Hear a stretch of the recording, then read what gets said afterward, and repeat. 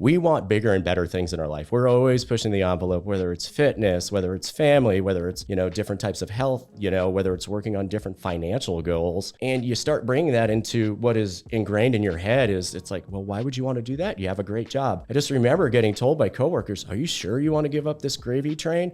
Remember, I was making $84,000 a year. That's gross. And the government takes a lot of that. Next year, I started doing the property management. I was collecting a little bit of fees there, made some massive acquisition fees of like $3,000. And I think I grossed $60,000.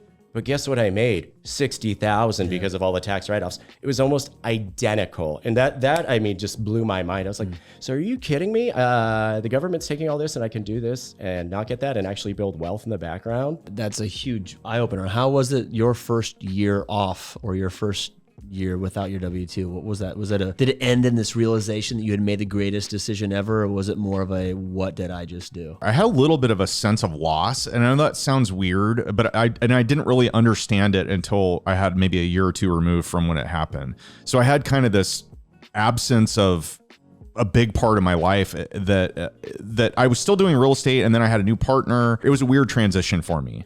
But then I was like, well, I can go golfing as long as I'm sticking to the plan and getting the work done that I know it's going to take to be successful in this new business. I have a whole schedule now that I can do stuff with.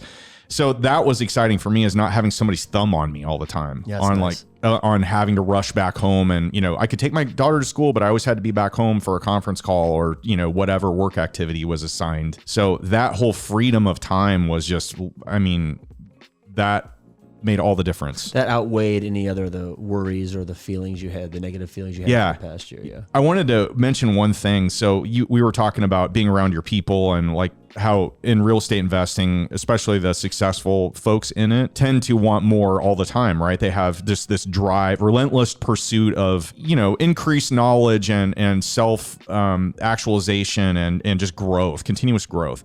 But I tie this back to, do you guys ever meet somebody and you can know within probably 30 seconds of talking to them if they have that thing? Yes. Do you know what I'm talking? And I don't know how to fully describe this, but it's almost like we have some genetic defect or like a extra chromosome or something that it's like there's that drive, and when you see somebody that has it, you're like, you've got it too.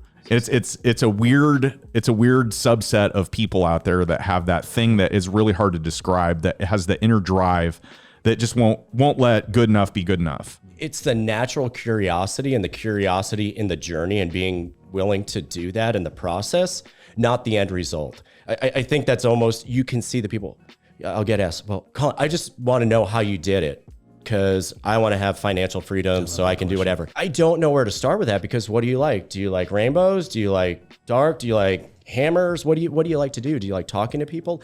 You have to hone in on your skills and know that there's going to be a journey with it, and not focus on that end financial goal. If you do everything that's right, you'll get there. But if all you're focused on is the end, you're going to have a lot of trouble. You're not going to be excited about the process. You're not going to be wanting to learn.